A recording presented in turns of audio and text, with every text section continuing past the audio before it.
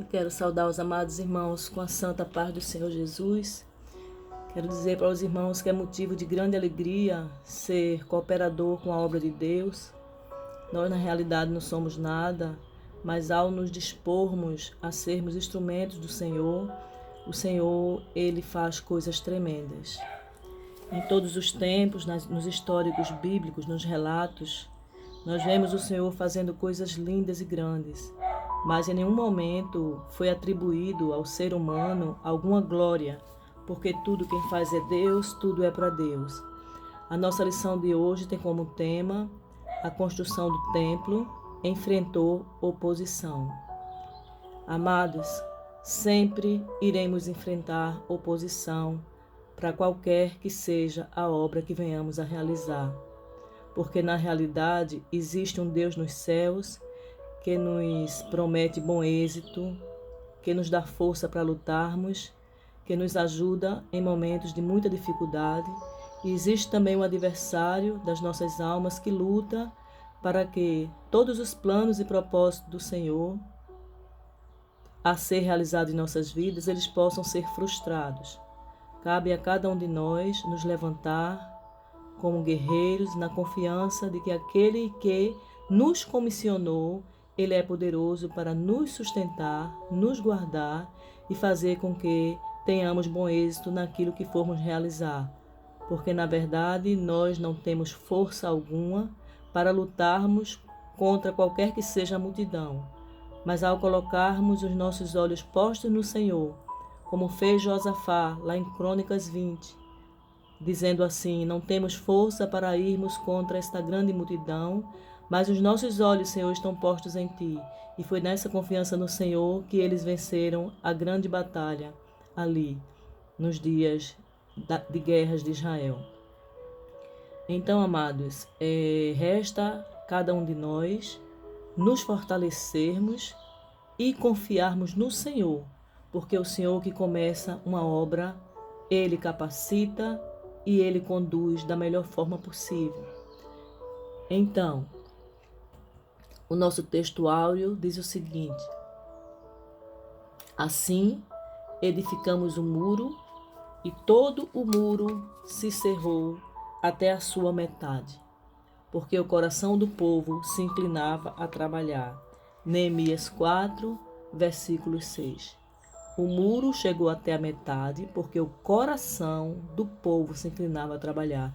Veja como é importante e imprescindível o coração da gente se colocar em compatibilidade com aquilo que Deus quer fazer. Se naquele momento era para construir o muro, o coração do povo se inclinou a trabalhar para construir o muro. E Deus, Ele deu bom êxito. Então, na verdade prática, se confiarmos verdadeiramente em Deus, venceremos todas as resistências do maligno.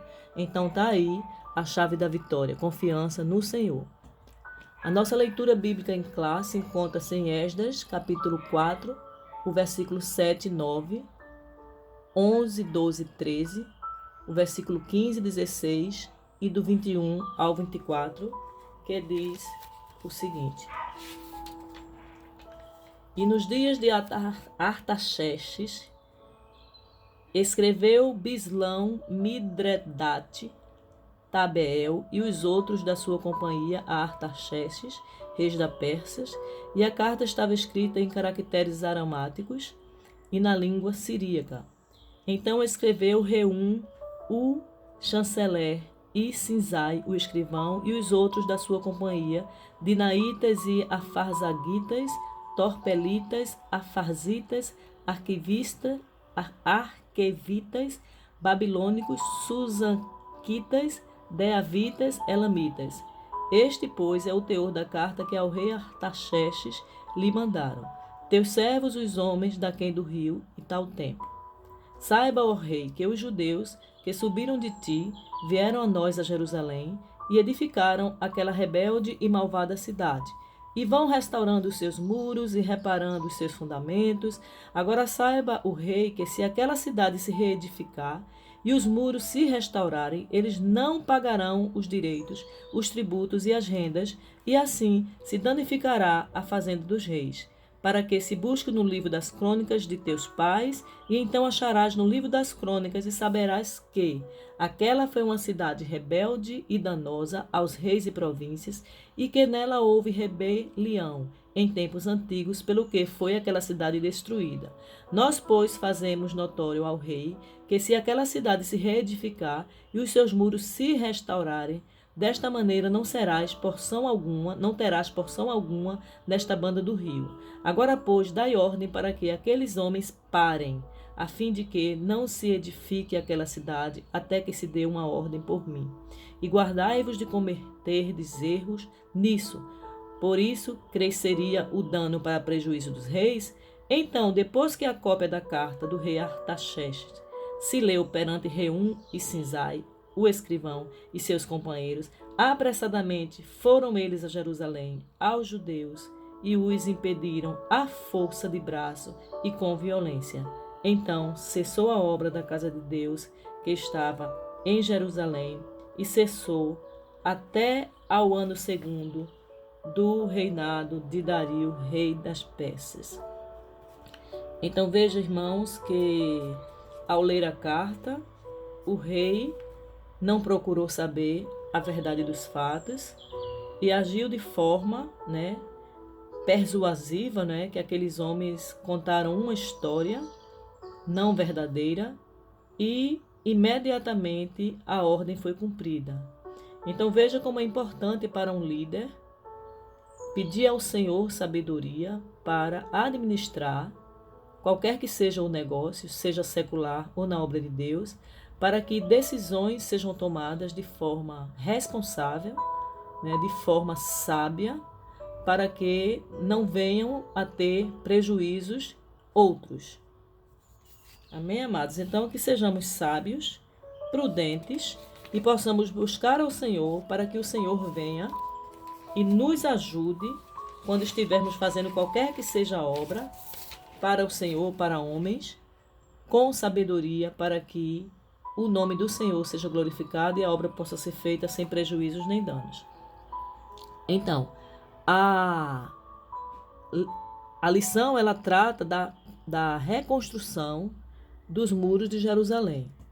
Em nossa introdução, diz o seguinte, que o altar havia sido restaurado e a festa dos tabernáculos celebrada, e o holocausto contínuo estava sendo oferecido cada dia conforme o rito.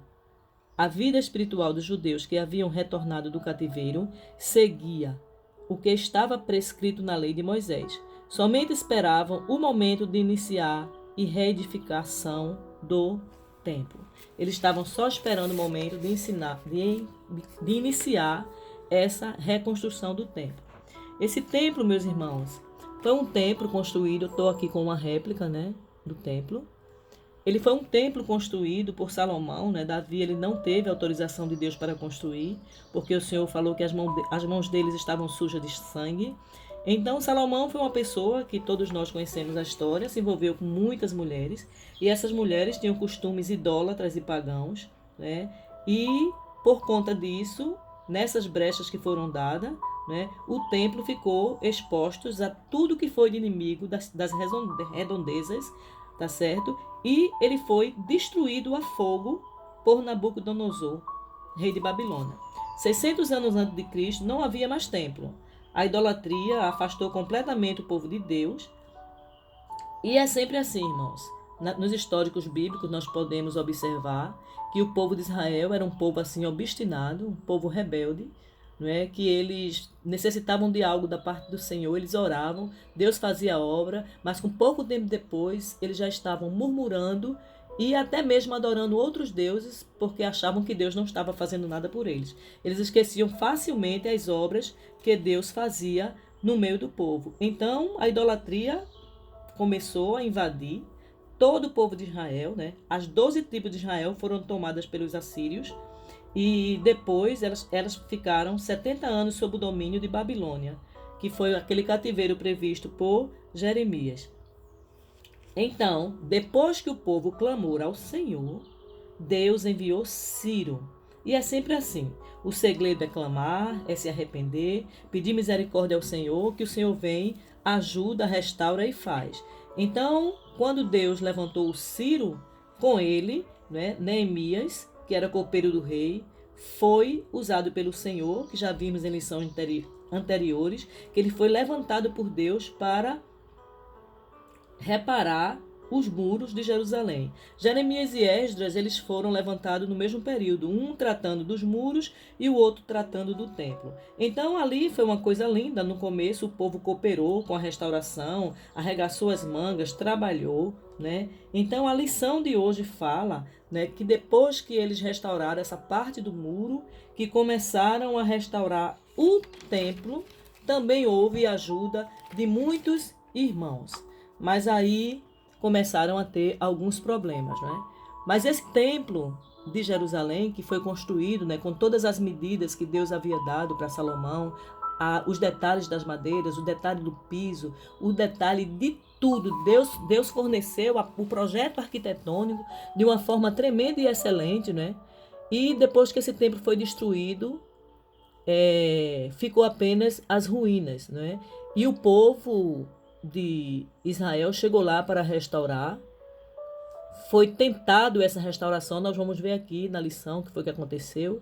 Mas hoje esse templo, ele não passa de um muro, né? Ele se resume a um muro ocidental de sustentação da esplanada do templo, que permaneceu em pé, sendo hoje chamado de o Muro das Lamentações. Depois de tantos reveses, constrói, reconstrói, findou, hoje, atualmente, existe apenas o Muro das Lamentações.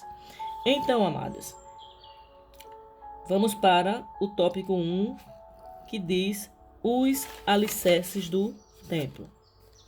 Então, tem aí uma ilustração, né? O povo trabalhando no alicerce.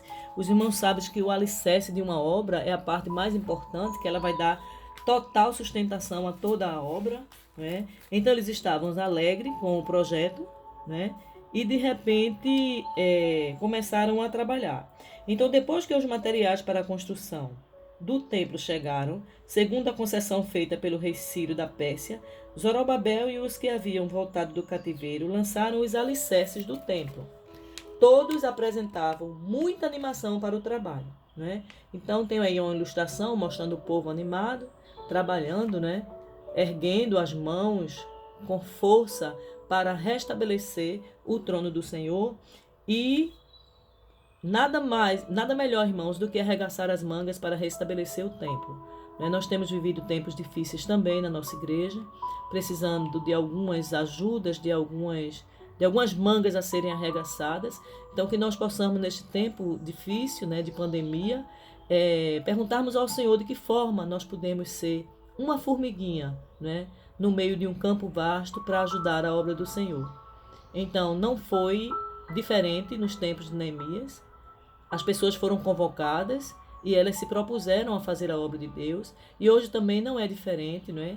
Todos nós sabemos as necessidades da obra do Senhor e precisamos também arregaçar as nossas mangas para erguer esse templo, né? Muitos escombros foram deixados com a epidemia, muitos desempregos, e vindo esses desempregos trouxeram também danos às coisas do Senhor, né? A obra do Senhor, porque a obra de Deus ela vive, né, da ajuda dos irmãos. Então, sem essa ajuda, fica difícil tocar a obra para frente. Então, cada um de nós está convocado a orar para que Deus possa dirigir a vida de cada um e mostrar de que forma cada um pode ajudar. Então, no subtópico 1 fala: o lançamento dos alicerces foi celebrado como uma solenidade, né? Os sacerdotes, já paramentados, e com trombeta, e os levitas, filhos de Asaf, com saltérios, para louvarem ao Senhor conforme a instituição de Davi, rei de Israel. Então, ali era o início do projeto. Então, todos que assistiram o lançamento dos alicerces expressaram seus sentimentos com tão grande júbilo que as suas vozes se ouviam de muito longe. Louvado seja Deus. Eles estavam muito alegres e essa alegria fez com que eles cantassem ao Senhor, jubilassem diante do Senhor por terem começado a reiniciar a obra de restauração de Jerusalém. Imagine como nós ficamos muitas vezes alegres quando conseguimos fazer uma reforma da nossa casa. E eles que veneravam muito o templo pelo histórico de vida que eles tinham com o Senhor. Então vocês imaginam que essa alegria foi tremenda demais. Então, no subtópico 2, fala sobre a reedificação do templo. A reedificação do templo foi resultado do despertamento que veio através de Ciro, rei da Pérsia. Convém lembrar que o despertamento pentecostal que chegou ao Brasil trouxe consigo uma verdadeira renovação da doutrina da Igreja de Deus, que pôde ser simbolizada pelo templo de Deus. A Igreja de Deus é um mistério que não pode ser compreendido pelo homem natural. O Espírito Santo quer salientar que Jesus, em pessoa, quer edificar a sua igreja, e ele o faz conforme a palavra de Deus. Nós somos o corpo de Cristo, onde Cristo é a cabeça, e quem edifica as nossas vidas no firme alicerce é o próprio Jesus, através do seu Espírito Santo. É importante nós buscarmos ao Senhor esse Espírito para que, participantes de um corpo de Cristo, possamos ser membros realmente funcionais dentro de um organismo, porque a Igreja de Deus é um organismo vivo. No item B, fala que o Espírito Santo quer gerar um sentimento de reverência pela Igreja do Senhor, que é a morada de Deus. Veja também Êxodo, Salmos e Eclesiastes. Depois os irmãos deem uma olhadinha nessas referências bíblicas para que o vídeo não fique muito longo. Então, no subtópico 3, o Espírito Santo quer adestrar a igreja porque ela é instrumento da ação de Deus aqui na terra. Deus tem um trabalho para cada servo seu na grande obra de evangelização do mundo. Então, observe que o Senhor, ele tem especificamente algo para cada um de nós realizar em sua obra. Nós somos o corpo de Cristo e precisamos viver como tal, orando, buscando ao Senhor, para que o Senhor ele possa nos dirigir, nos orientar, para ver de que forma nós possamos ser esses cooperadores que o Senhor ele procura. Então, irmãos, é bom salientar que nesse segundo tópico ele fala que os samaritanos opõem-se à construção do templo. Os irmãos lembram, as histórias, dos samaritanos, que a Bíblia diz que eles não se davam bem com os judeus. Aí os irmãos vão começar a entender por que isso. Porque as pessoas que levaram essas cartas para o rei Artaxerxes, eles eram samaritanos. Então, algum sentimento de inveja, de ira, de medo, pelo histórico do povo de Israel, que o povo de Israel conquistou as terras, aparentemente o povo estava tomando a terra das pessoas, mas nós que conhecemos a história sabemos que aquela terra era do povo de Deus por herança, e o Senhor tinha prometido que daria a terra. Quando Jacó foi para o Egito por causa da fome, as terras ficaram lá, e Deus havia prometido que daria essas terras de volta para eles, que seria a terra que Deus consagrou como a terra que manava leite e mel, uma terra desértica, mas que a mão poderosa do Senhor, estando estendida, não importa o tamanho do deserto, mas Deus faz deserto florescer, água sair de rocha e suprimento vir para o seu povo, porque Deus ele manda em tudo e não é mandado por ninguém. Basta apenas uma palavra do Senhor para que tudo possa se realizar. Quando ele disse haja luz, houve luz. Quando ele disse haja parte seca, que separe as águas da terra, Deus também fez isso. E Deus ele é maravilhoso, ele não precisa da nossa ajuda para realizar o que ele quer. Então, naquela época, os samaritanos fizeram essa questão dessas cartas. Vamos ler aqui o tópico 2. Então, entre os moradores da terra estavam os samaritanos. Quando Nabucodonosor levou o reino de Judá cativo para a Babilônia, os samaritanos passaram a morar na terra. Eles eram descendentes de uma mistura de gente que o rei da Síria tinha deslocado para as cidades de Samaria. Depois de ele ter levado as 10 tribos do reino do norte em cativeiro para a Síria, eles eram pagãos que haviam sido ensinados acerca do Deus de Israel. Assim, os samaritanos continuavam servindo aos seus deuses, mas também temiam ao Senhor. Eu não sei como é que pode ser isso, Servir aos seus deuses e também temer ao Senhor. Ela é aquela história de quem está em cima do muro, feito Eudo, que estava em cima do muro e levou uma queda lá de cima. É a história que nos tempos de Elias ninguém pode servir a dois senhores. Se o Senhor é Deus, seguiu. Se Baal é Deus, seguiu. Então aqui os samaritanos estavam em cima do muro. Se eles temessem a Deus, jamais eles teriam feito isso.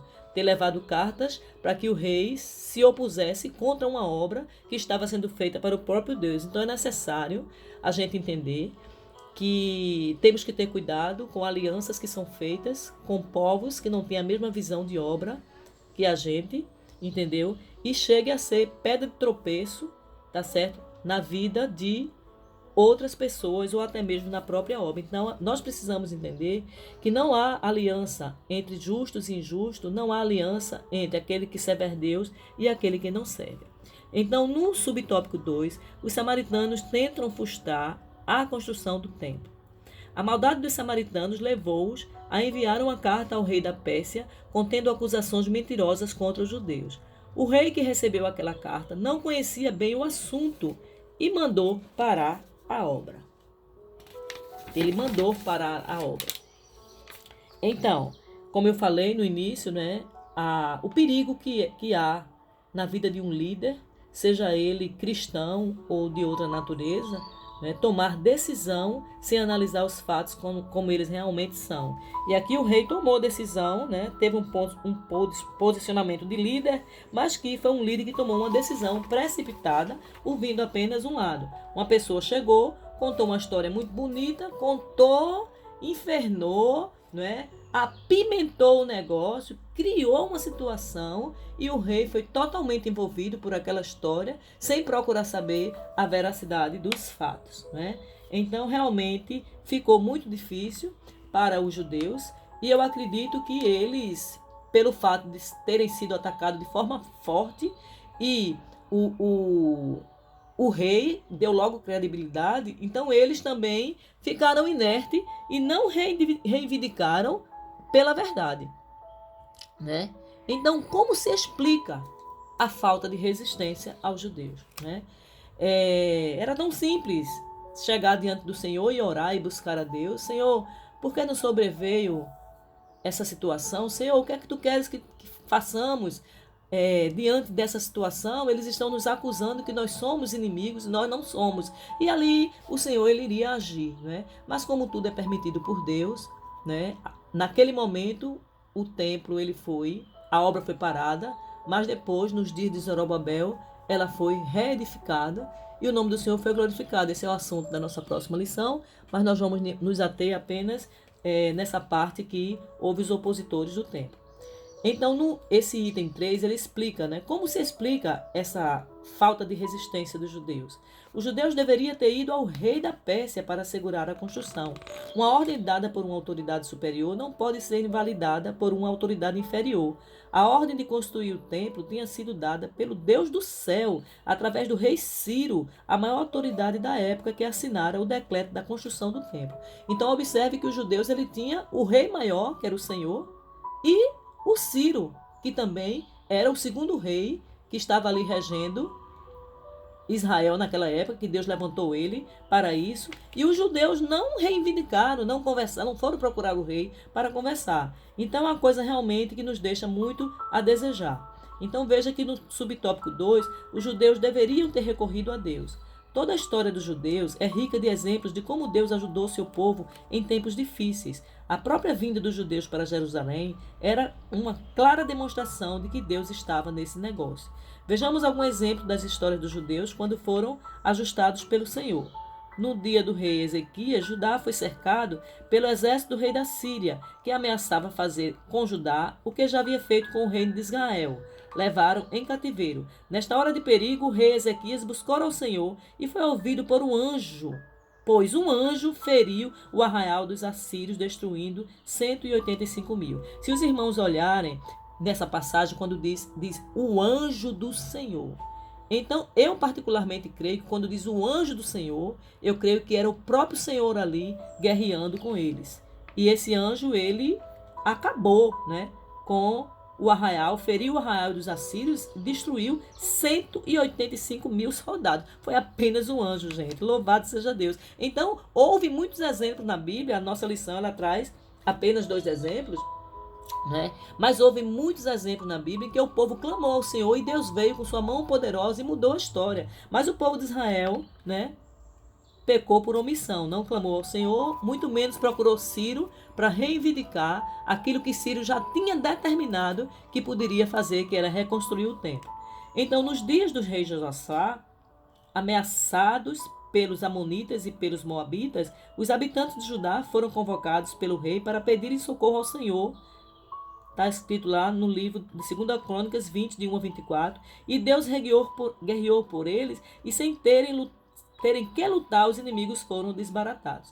Nós conhecemos essa passagem lá nos dias de Josafá, que é uma passagem que eu gosto muito, né? Que da primeira vez que eu li eu fiquei muito impactada, né, de ver assim o povo vendo uma grande multidão que eles não podiam contar. E eles sabiam que eles não tinham força alguma para ir contra aquela multidão, mas ali eles se puseram a orar, a buscar o Senhor se levantou no meio da congregação, o Senhor falou, disse: nessa luta vocês não têm que pelejar, fiquem parados e veja o livramento do Senhor. E ali mesmo o próprio Senhor desbaratou todo o exército e deu vitória ao exército de Josafá. Então tem muitos exemplos de ajuda de Deus no passado que deveriam ter inspirado os líderes do povo à resistência a esta maldade que os inimigos dos judeus fizeram, mas eles ficaram inertes e perderam a vitória, tá certo? Naquela época. Então veja como é importante a gente não perder tempo em determinados momentos de dificuldade, a gente parar para buscar o Senhor, para orar, para clamar, porque o Senhor, com certeza, ele vai responder. Deus não deixa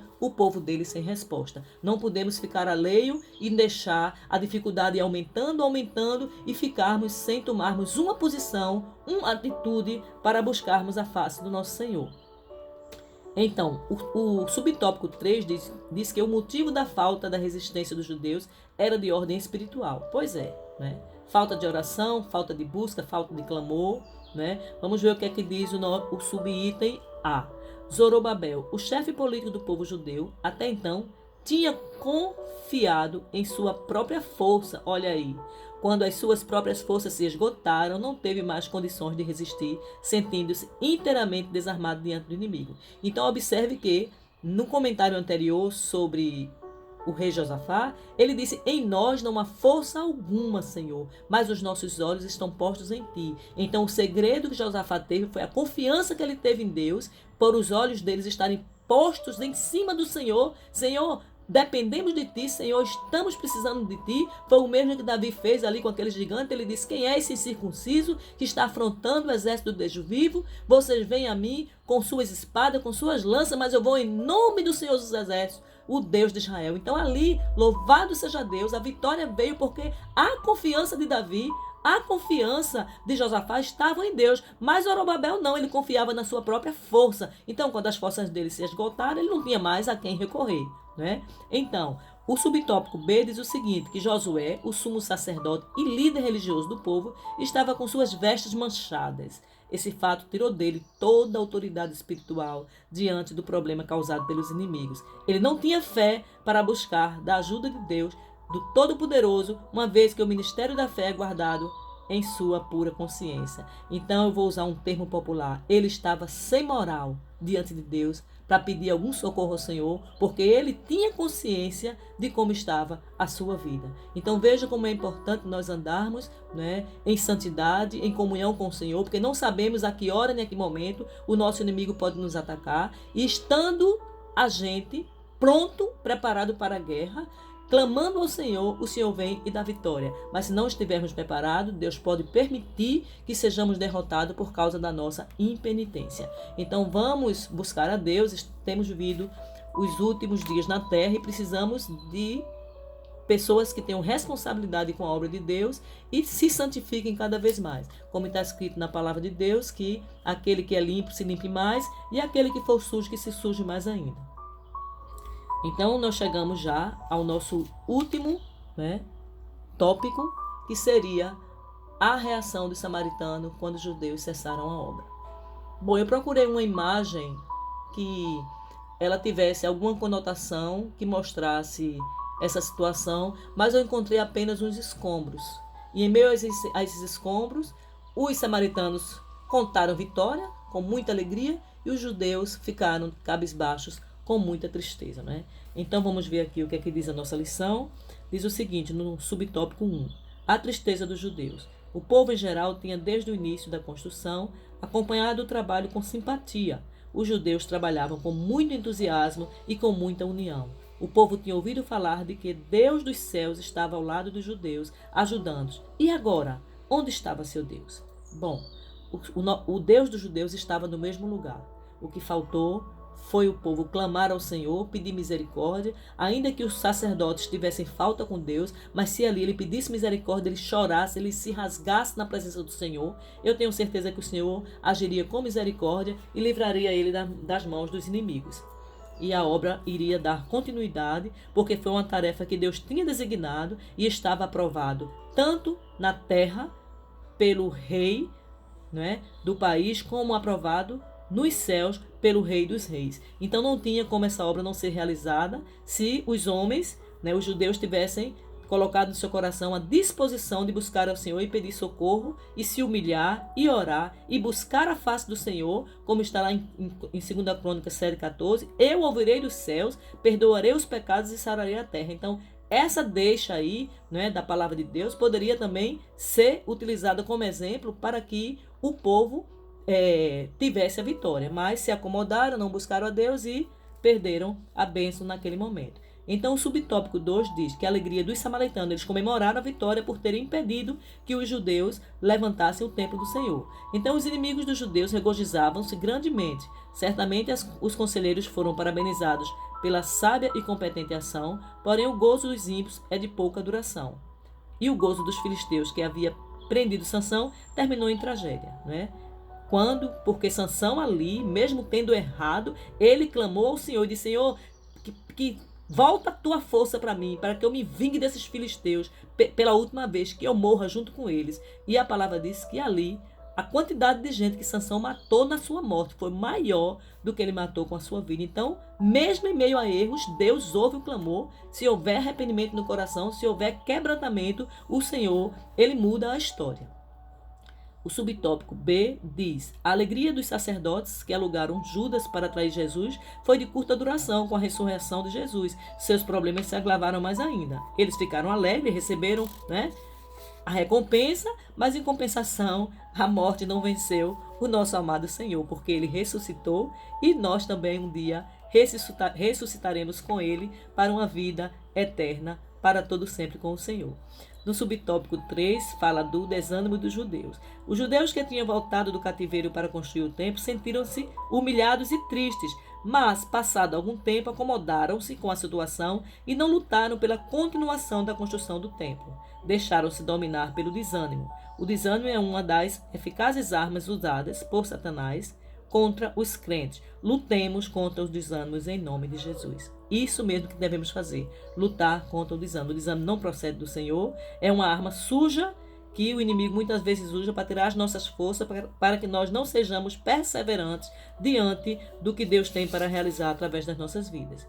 O subtópico A diz o seguinte: alguns conformaram, pensando que talvez ainda não era a vontade de Deus construir o templo.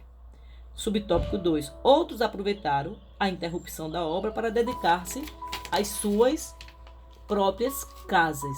Outros chegaram a falar com as suas obrigações espirituais, deixando de contribuir para a casa de Deus. Talvez alguns judeus sinceros estivessem tristes e buscassem a Deus em oração, pedindo solução para a dificuldade, de modo que o templo pudesse continuar a ser construído.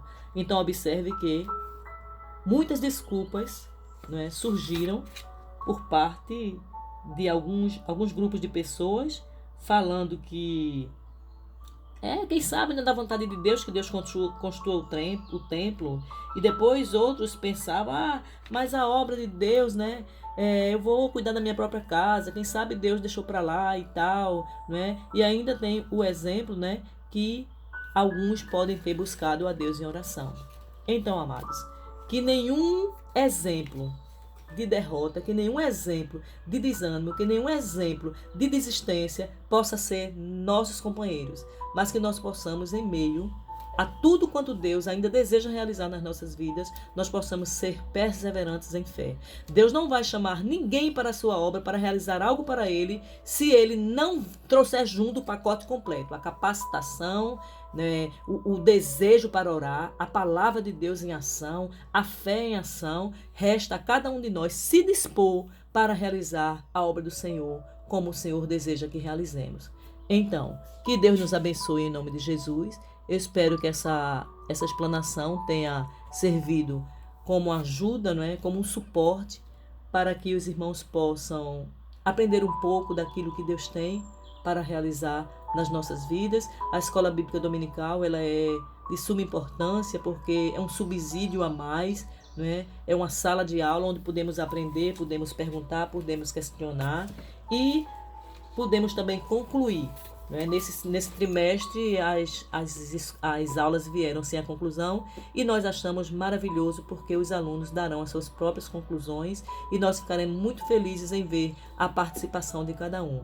Então, que Deus nos abençoe em nome de Jesus. Desejo uma excelente semana, um excelente domingo, que a paz do Senhor invada os vossos corações, estejamos orando pela nossa igreja, estejamos orando pela obra de Deus como um todo, nas nações, em todo o mundo, para que todo esse tempo difícil possa passar.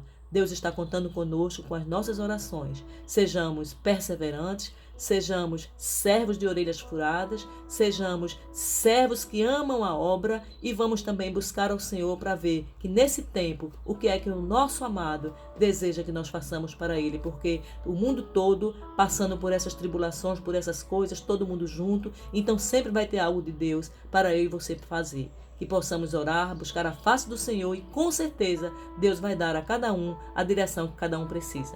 Um grande abraço, fiquem todos na paz do Senhor.